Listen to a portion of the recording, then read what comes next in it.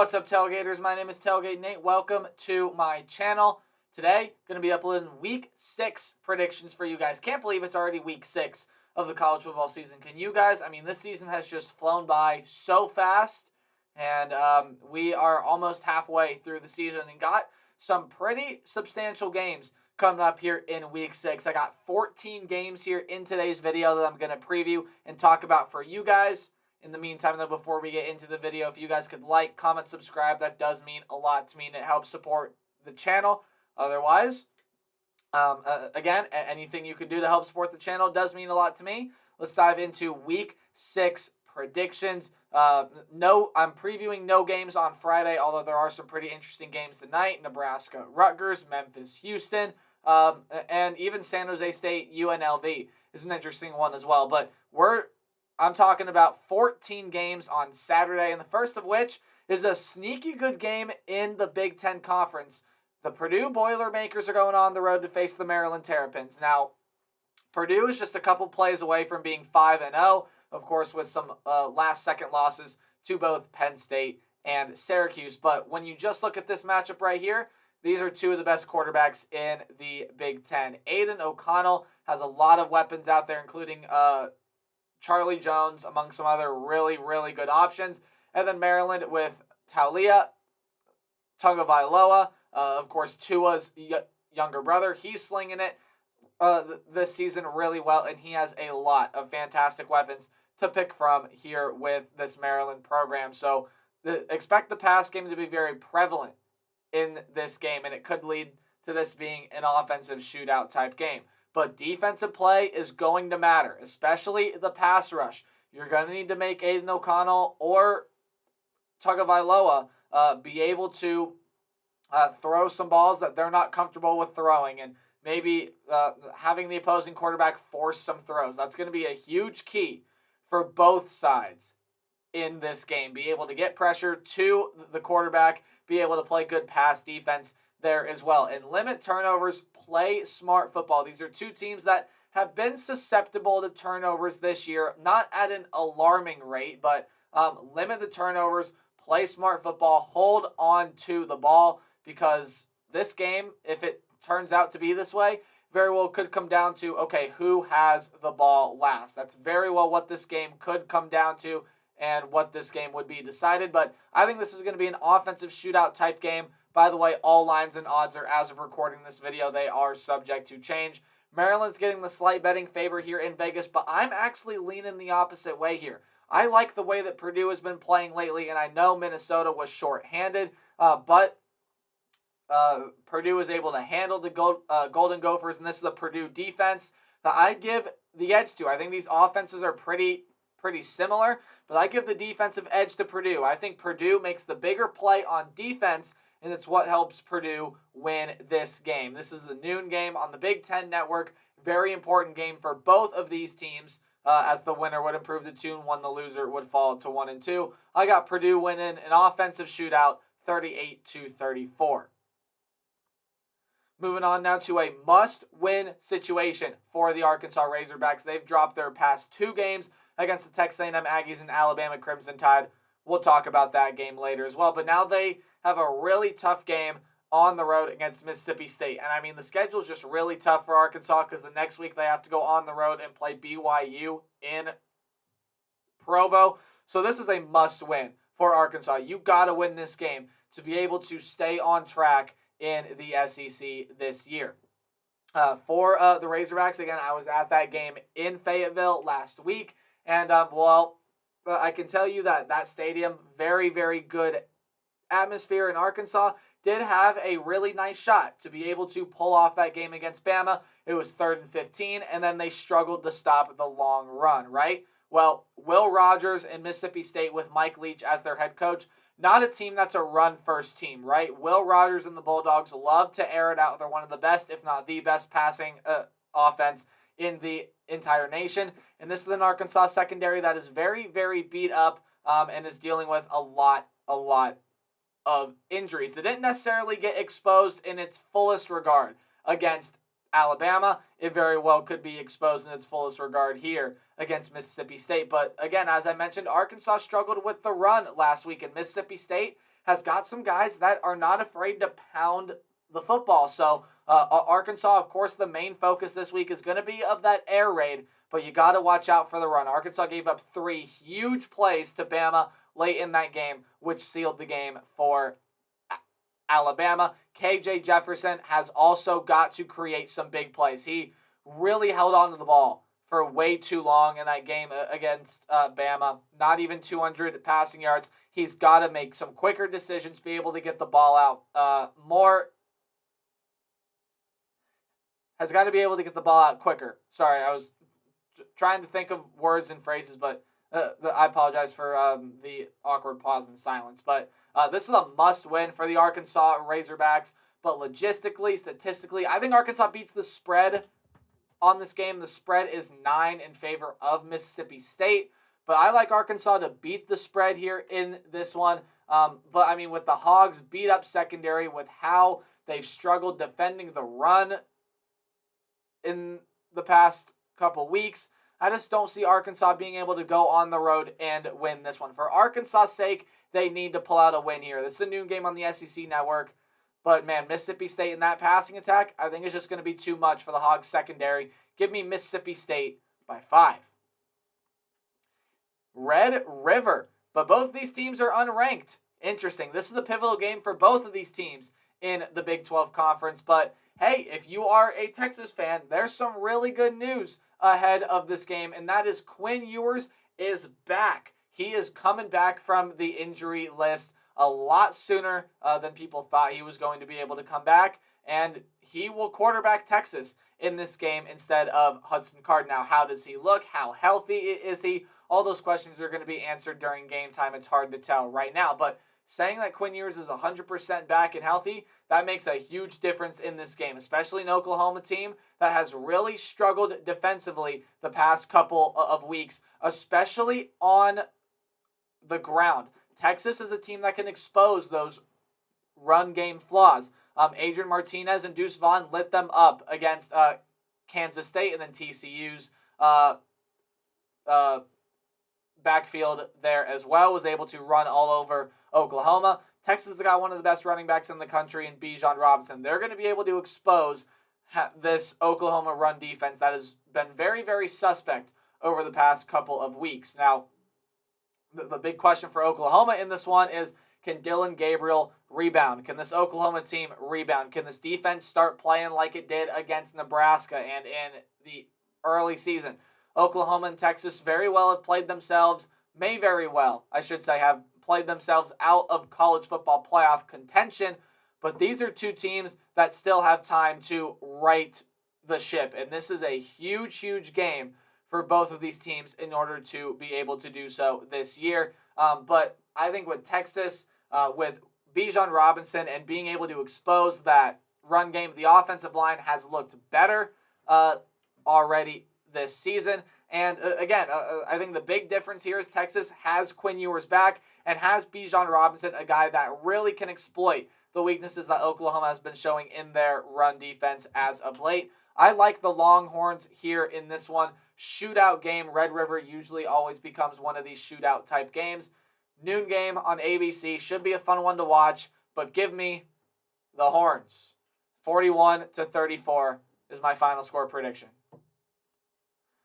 Ooh, another biggie in the Big 12 Conference. An undefeated matchup between ranked teams. College Game Day is going to Lawrence for the first time ever for a matchup between the Kansas Jayhawks and the TCU Horned Frogs. Again, as mentioned, both these teams are undefeated. TCU's getting 6.5 points early on Kansas. And to be perfectly honest with you, I do think Kansas got really lucky last week in being able to escape with a win. Kansas made a lot of mistakes in that game. They were outgained. They were outplayed. Iowa State just made the more crucial mistakes down the line. So if Iowa State would have played a cleaner game, Kansas likely walks away with their first loss on the season last week. But it didn't happen that way. Kansas is 5-0, and they're going to be looking to rebound from what was a poor performance, in my opinion, against Iowa State, to be able to beat a Sonny Dykes team in TCU that has been really dynamic offensively. And Kansas's defense has had a really tough time defending outside of the hash marks. This is a TCU defense that can stretch you out, has a lot of great weapons in the backfield. Also has some really good weapons out on wide receiver, including Quentin Johnson there as well. So this is a TCU team with Max Duggan that really, really can stretch you out. These are two dynamic offenses, though, because you look at what Jalen Daniels is doing at Kansas. That offense is really, really tough to plan for and really, really tough to stop. But this is by far the best offense that Kansas is going to face all year long. Not the best offense they're going to face all year long. My apologies. This is the best offense Kansas is going to have faced up to this point. Can this defense keep up with the TCU offense? TCU, look, they just scored 55 points against Oklahoma. This is a huge game for Kansas to be able to work on their defense and show that this defense is a lot better than people are giving them credit for as of right now. But neither of these teams make mistakes. If one of these defenses can force a turnover, I think that's going to swing a lot of momentum in this game. And I think forcing a turnover here might be what ends up drawing the line. But I think this is going to be another offensive shootout type game. Both these offenses are really dynamic, and both defenses, while they've had their good moments, have struggled to get things figured out as a whole entire unit up to this point. And when I look at the offenses here, look, I love Kansas. This has been a great story up to this year, and I know a lot of people are going to keep picking Kansas until they lose. But I just don't think that Kansas's defense is going to be able to hold up against TCU here. I got the Horned Frogs winning this one, 42-34. This is a noon game on Fox Sports 1. Again, College Game Day is going to be here. I think it's going to be a great environment in Lawrence, Kansas. But I just think this TCU offense, it's been playing some really good football lately, and I think it's just going to be too much for the Kansas defense. And I think TCU remains unbeaten while Kansas picks up their first loss. This is a big one in the SEC. The Tennessee Volunteers, ranked 8th in the country, are going to be going on the road to face the LSU Tigers. This is a massive game for both of these teams. Tennessee is a 3-point favorite here, and Tennessee also coming off a bye week. That does mean something, and it does matter. Tennessee likes to play with tempo, right? This is a very high-tempo offense. They like to run 3 plays a minute. At least that was their rate last year. Not quite sure what their rate is as of this year, but I assume it's pretty similar. This is a fast-paced offense that can score a lot of points very, very quickly.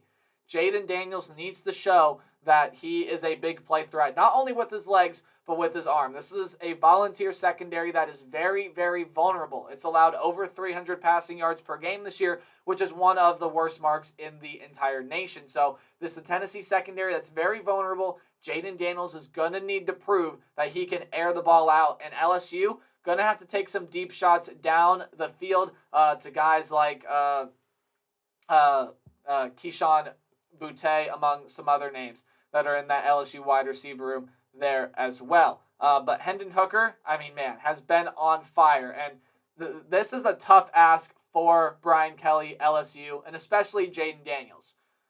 We know what this Tennessee defense is, and it has looked better than it has in previous seasons, but I still want to see more from this Tennessee defense, and I think there's still quite a road to climb with the Volunteer defense. Definitely a lot of room for improvement. But when you look at the offensive side of the ball for both these teams, you have to ask Jaden Daniels to stay stride for stride with Hendon Hooker, a quarterback that has not thrown an interception in what seems like forever, right? Like, that is the big thing here in this game. And Tennessee, especially coming off of the bye week, LSU does have home field advantage, and Death Valley is a very tough place to play. But with this being a noon game, I got to go with the Tennessee Volunteers here. I do think this is going to be a very, very close game, but I don't think that Jaden Daniels is going to be able to match the offensive tempo that Tennessee is going to play with, and I think Tennessee's defense does just enough to help the Volunteers squeak out with a win in this one. This is a huge matchup in the SEC, a noon game on ESPN. My prediction, though, goes to the Tennessee Volunteers as they win a very, very close matchup in the SEC.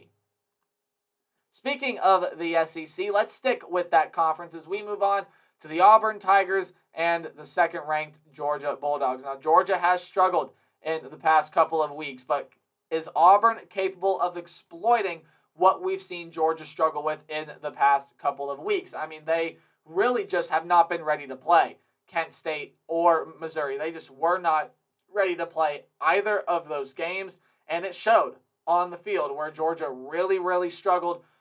Expect Georgia to get back to form in this game. Brian Harsin at Auburn may very well be coaching for his job. A lot of the boosters and everyone around that program say that he really is expected to be cut loose any day now. And if this is a bad enough loss to the Georgia Bulldogs, it very well could be after this game. Now, Georgia's getting 29 on Auburn, and if Georgia is able to find their groove, find their rhythm that they were playing with in the beginning of the season, Georgia's going to beat that line easily, and this game is not going to be even close. But if Georgia struggles again, and if Auburn is able to take advantage of some of the Bulldogs' miscues, this is going to be a lot closer game than a lot of people think. But, I mean, Auburn is in a very, very tough situation right now, especially with the way that Brian Harsin's being talked about around that program, where he may be gone, again, literally almost as if he should be fired any second now. The Auburn Tigers don't really have much of a shot in this one, in my opinion. They still have yet to find a nice groove on the offensive end. That defense has struggled at times as well. I think the Dogs are going to get back to form here. I don't think that the 29-point spread is going to be beat yet, although I could be wrong if Georgia really does clean their act up. This is the 3:30 game on CBS. It's that SEC time slot on CBS. Give me the Bulldogs there in that one in a landslide victory. I think Georgia controls this one from start to finish. Moving on now to another matchup in the Big 12, the Texas Tech Red Raiders and the Oklahoma State Cowboys. The Pokes really have, at least from my judgment, proved a lot of people wrong in that. This is still a very, very deadly team, even without Jim Knowles at the defensive coordinator position, even without some of the weapons like Jalen Warren and Tay Martin that they had last year. Or Tay Martin still there. My apologies. But Oklahoma State, this is a team that is still very, very dangerous, right? This is a dangerous team. This is a good defensive unit, and it's a defense that lives in the backfield. It is great at getting pressure to the quarterback, and it's also great at stopping the run behind the line of scrimmage, which Texas Tech has been able to get that passing game going. Even with the injury to Tyler Shuck, Donovan Smith has played really, really well as the quarterback of Texas Tech. And Spencer Sanders on the other side for Oklahoma State has really stepped up his play and really stepped up the way that he has addressed this season so far. So I'm seeing some really good things out of both of these quarterbacks, and I think this is going to be a sneaky good quarterback matchup to watch here as well. Now, everyone that I've seen write about this game, talk about this game, is expecting a shootout, and I think that's what we get. I think Texas Tech offense is too good, and Oklahoma State's offense is playing at quite the level to where if this turns into a shootout type game, that's the type of game that's going to give Texas Tech more of a shot to pull off the upset. But it's also a style of game that Oklahoma State has proven that they can play this season. And that's why I like the Pokies to come out and win this one. I also give the defensive edge to them. I think there are going to be a lot of points here in this one, but Oklahoma State comes up with the few more defensive stops it needs to be able to pull this one out. And I got the Pokes winning 45-35. This is the 3:30 game on Fox Sports 1. Meanwhile, the 3:30 game on Fox is a huge matchup in the Pac-12. The Utah Utes and the UCLA Bruins, both of them ranked in the top 20 in the AP poll. UCLA, of course, ranked for the first time this year after they were able to beat Washington on their home field and by far had their best performance of the season in that last game against Washington, as Dorian Thompson-Robinson, DTR, and Zach Charbonnet are red hot for UCLA. And Jake Bobo had a breakout performance. He's a Duke transfer at wide receiver. He had a breakout performance against the Washington Huskies. Those are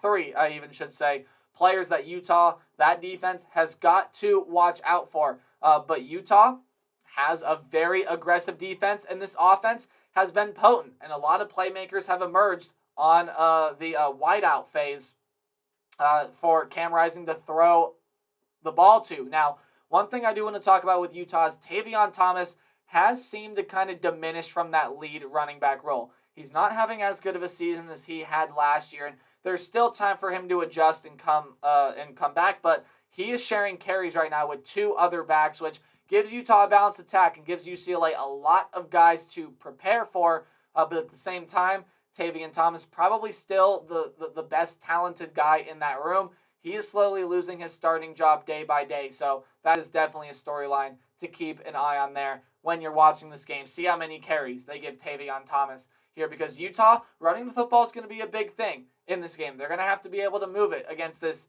UCLA front. But also when I look at Utah, I think this offense is going to be too potent. It's been playing too well since that loss to Florida. This defense is too aggressive, and I think that it's just... Sorry, I'm going to take off my jacket. I'm getting a little hot. I think it's just going to be too much for UCLA to handle, which is why I am picking the Utah Utes to win this game here by a touchdown. Again, as I mentioned, this is the 3:30 game on Fox. And I have Utah winning this one by 7. I do think this is going to be a fairly close matchup throughout, but I think Utah, with that physical defense and with that dynamic offense it has shown in the previous couple of weeks, I think Utah pulls away late, pulls away maybe mid-third quarter, early fourth quarter, and puts the game away, and Utah wins by 7 on the road. The Ohio State Buckeyes, the horseshoe turns 100 years old this week. Can you believe that? The horseshoe is turning 100, but this game is not in Columbus. It's not in the horseshoe. It's Ohio State's first Big Ten road game of the year. In fact, it's Ohio State's first road game of the year, period. And Michigan State is going to look to pull a daunting monster upset, but this is also a win that Michigan State desperately needs to have. If you lose this game, you fall to 2-4. You fall to 0-3 in conference play, and people are already questioning the Mel Tucker extension. If you lose this game, they're really going to start questioning the Mel Tucker deal, which there's every single reasonable expectation that Michigan State, A, loses this game, and B, also gets demolished in this game, because C.J. Stroud could have a feast of a day. This Michigan State secondary has still had its struggles this season. It, again, is bottom 25 in pass yards allowed per game. I believe around the 275-yard mark, which just not great at all. It definitely has made some improvements from last year, but I don't think it's going to be nearly enough to slow down C.J. Stroud, who still may be without Jackson Smith and Jigba, but the way that those Ohio State receivers have been playing lately without him, it's not going to be a problem for CJ to move the ball through the air, and Ohio State has proven they have two guys on the ground that can move the ball against the Spartan defense as well. Now, the Spartans' offense has also been struggling as well, and this Ohio State defense has only gotten better, right? And it's proved that here within the past couple of weeks, that this is an Ohio State defense that you have to fear, because they're finally able to get into the backfield and hit those gaps in the run game and in the pass game. While the secondary could use a little work and it also has to get healthy, it's been a lot better than it has been in previous years. The one thing with this Ohio State defense, be able to sack the quarterback. They've been able to get pressure on the quarterback, be able to bring them down. I think the Buckeyes' first road game is going to be a lot tougher than some people think. But while Michigan State may be able to make this one close early, we all saw what happened with Ohio State and Michigan State last year, right? And what Ohio State was able to do against a much better overall Spartan unit, not necessarily in the secondary, but a much better overall unit, at least that it's been shown up to this point. Ohio State's got a really dynamic offense, and I just don't see why Ohio State drops this game. They're a 27-point favorite, and I honestly think that they beat that spread. This is the 3 o'clock game on ABC. Ohio State was able to feast on Michigan State's secondary all of last year, and I think the Buckeyes are going to be able to do that in this game as well, as they blow out Michigan State in their first road game of the year. The Buckeyes are looking like a national title contending team already.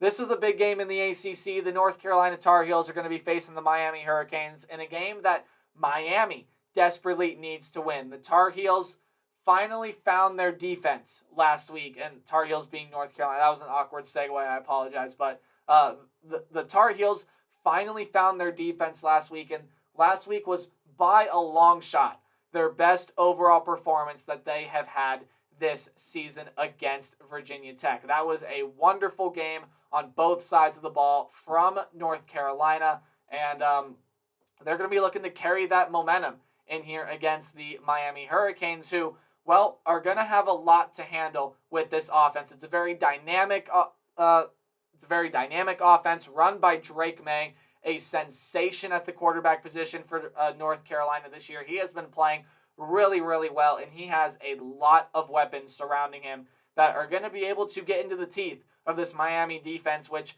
has struggled in the past couple of weeks. It didn't necessarily struggle a whole lot against Texas A&M, although that is a team with a lot of offensive struggles, but it got absolutely torched when they played Middle Tennessee State. I mean, that game was just not close. And Miami got flat out embarrassed by Middle Tennessee. So they're definitely going to want to address the pass game, as Middle Tennessee was able to hit a lot of long shots against this Miami team. But Tyler Van Dyke, this has to be a guy who has to bounce back. He has to have a bounce back performance. He has to be looking really, really good if Miami's going to want to walk away here with a win in this one.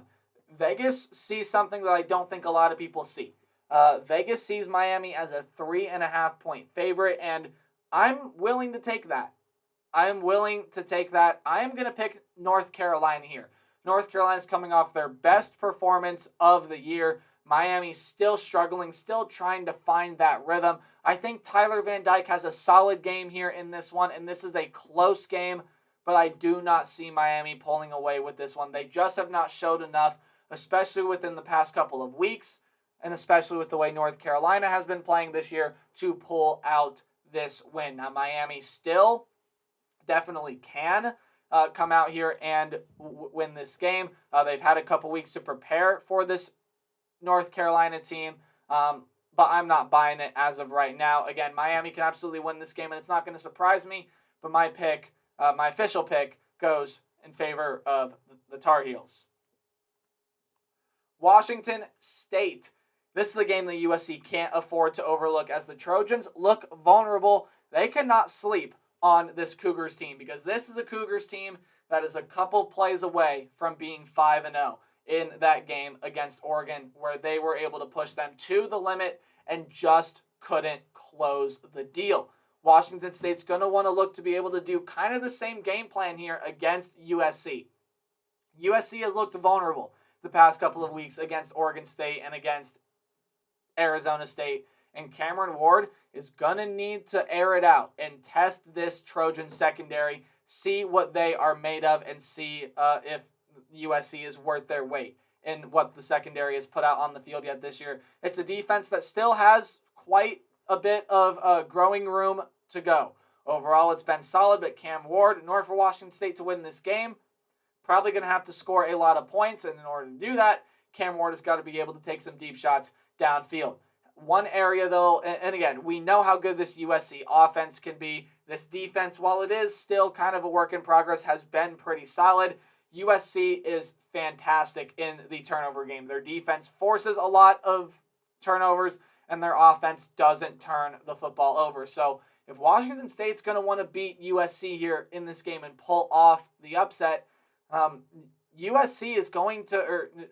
State's going to have to win the turnover battle here, which is something that no team has been able to do against USC so far this season. So win the turnover battle, and you are in this thing. But I am not going to pick. I'm not going to pick the upset here. I think USC is going to be too strong. They're going to be able to come out and win this game. But you got to watch out for this one if you are a fan of the USC Trojans. Do not write off Washington State. Do not take this team lightly. This team is for real, and they can sneak up on you. That is for sure. So watch out for the Cougars. I think they put up a fight, but the Cougars fall to the 6th-ranked Trojans 37-28. How about this? A matchup in the independent realm, and this is a huge game for both of these teams. A huge game for both of these teams, as the BYU Cougars, ranked 16th in the nation, are facing the somewhat struggling Notre Dame Fighting Irish, although Notre Dame, coming off of the bye week last week, the week before, had a great game against North Carolina, especially offensively. It seemed like this offense has finally found its footing. Now, this is a big prove-it game for the offense here against a BYU defense that has been really good this year. And I'll talk more about defense in a little bit. But Notre Dame, their offense, seemingly has started to find that rhythm. So we'll see if they can keep it going against BYU. And let's go on the other side now to the BYU offensive side. Jaren Hall has looked great. He's looked phenomenal, and when he's healthy, he is a really good quarterback with a lot of very good wide receiver options. His run game behind him, though, has been boom or bust. It hasn't really been consistent at any point up to this. It hasn't really been consistent up to this point in the season, and they may need a big game here against a Notre Dame defense that is pretty solid overall. And speaking of defense, look, it's a flat-out strength for both teams. Notre Dame has played some really good defense. They held Ohio State to 21 points, and the defense has been playing well in general up to this point this season. Meanwhile, BYU has that lone blemish on the schedule to Oregon, where they got embarrassed, but they held Baylor to 20 points, and it's a BYU team that has a lot of very nice pieces on the defensive end there as well, and a lot of guys playing some really good football on that end. Notre Dame is the 3.5-point favorite in a game that I think Notre Dame needs to get. Now, BYU could also be looking ahead next week. A huge game in Provo against an SEC opponent in the Arkansas Razorbacks. I don't think BYU is looking ahead, though, to that game. I think they're full steam ahead on Notre Dame. This is going to be a tough game in Las Vegas, though. Neutral site environment. And please argue in the comment section down below. What team is this game bigger for? But this is a huge game. I feel like it's bigger for Notre Dame, though. Being able to get a signature win on this schedule when you've lost to Ohio State. Okay, that was pretty much expected. But then you go and you lose to Marshall. Okay, not really expected. We'll get back. You struggle against Cal, and you finally are able to put some pieces together against North Carolina. Notre Dame's going to want to keep looking to put the pieces together like it did against North Carolina, and I think that is exactly what Notre Dame does. I have them as the 3-point winners, 7:30 game on NBC. The Notre Dame Fighting Irish win in Las Vegas, 34-31. I think Notre Dame, that last game they played against North Carolina wasn't a fluke. I think they're able to put everything together and come out with a win in Las Vegas. A couple more games here on the slate. Another huge game in the ACC Atlantic. The Florida State Seminoles and the 14th ranked NC State Wolfpack, who are coming off their first conference game of the year, in which it was a loss to the Clemson Tigers, which NC State's run defense really did struggle in that game, and I'll get to that more in a little bit. But let's talk about the quarterbacks for these two teams first. Jordan Travis and Devin Leary. Who makes the bigger plays in this game? I feel like whichever team makes the bigger, or whichever quarterback is able to make the bigger plays, whether that's with his arm or with his legs, right? Because both of these quarterbacks very capable of doing both, but I feel like whichever quarterback has the bigger game, obviously is going to put his team into a better shot to win this game. But the run game, also going to be a huge factor, especially for Florida State offensively and North Carolina State defensively. NC State defensively really struggled against the run against Clemson last week, and Florida State struggled to get this rushing attack that has generally been good this season going against Wake Forest. So the run game, and even NC State, they're going to have to be able to get their run game going against this Seminole front seven, but that's not what this front seven is known for in the run game. No, they're known for their pass rush. It is incredible. Can the Wolfpack match it? Are they going to be able to put enough pressure on Jordan Travis? Devin Leary's going to have pressure on him, and he's going to make some throws that maybe you don't necessarily want him to make. It's just the way that Florida State plays. Can NC State do the same exact thing?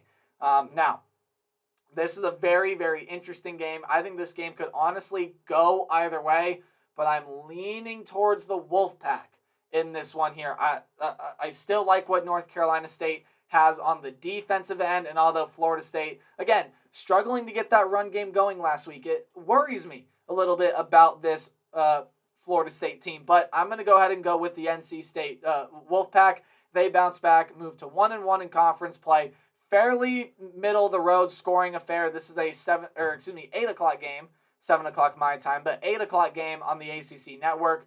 North Carolina State wins this one by 6, and they do it by their run defense. I think North Carolina State's run defense steps up huge in this game, and it's what helps them pull away with a win. And the final game I'll be previewing here, probably the game that a lot of people had circled on their calendar before the season started, the Texas A&M Aggies going on the road to play the Alabama Crimson Tide. And simply put, these are two teams that are trending in the opposite direction. Bama is clearly only getting better, while Texas A&M is really starting to go downhill, especially here in these past couple of weeks now, right? Texas A&M able to escape with a win against Arkansas. They were able to beat Miami somehow there as well. Again, Texas A&M is struggling, and quarterback injuries are actually plaguing both teams, as Bryce Young probably looking like he's not going to play in this game. Jalen Milroe may end up getting that start, although I haven't seen anything that is 100% set in stone yet. Now for Texas A&M, it does look like Max Johnson's not going to be able to play. He may also be out for the entire season, which is going to flip the script now over to Haynes King, and for him to get back working on his quarterback play there as well. So trying to develop some semblance of a passing game there without Anais Smith there as well, as their top receiver is out, and with Haynes King, a quarterback they started the year with that has struggled. It's going to be hard for Texas A&M to come out of that, because this Alabama defense is just ridiculous. Now, the Aggies have a lot to account for and prepare for. This is a really good Alabama defensive unit. No matter who's playing quarterback, the offense is going to be able to move. This is probably an Alabama team that's going to rely more on the run in this game, though, as their passing attack has really yet to be able to develop and get going 100%. The wide receiver room, still a question mark for the Crimson Tide, in my opinion. Didn't really show out in the game against Arkansas. It was more the run game that was able to get them to win that game. But again, they had some pretty good passes against the beat-up Arkansas secondary. Now, this is an Alabama team, though, that has fixed that offensive line. I think they're going to be able to block really nicely against whatever pressure Texas A&M throws at them. And I think Bama wins this one fairly handedly. I got Bama winning this one by 18. 35-17 is my final score prediction. This is an 8 o'clock game on CBS. There are a couple other games that are really, really good that I didn't mention here, but please feel free. Let me know your predictions for all of these games and any other games that you think I may have missed. We are already in week 6, a pretty pivotal week for some teams here mentioning. And after this week, we may really, truly start to find out who some of the top teams around the nation and in their respective conferences are as well. So a lot of interesting games in the group of 5 there as well, but I'm going to leave this video there. I appreciate you guys so much for watching. Be sure you guys like, comment, subscribe, do anything you can to help support the channel. It does mean a lot to me. I will try to post updates as much as I can. I'll be a little busy tomorrow. I'm working a couple of things, so I'll try to post updates on my community tab as much as possible. But remember out there to play hard but tailgate harder. I will see all of you guys in the next video. Goodbye.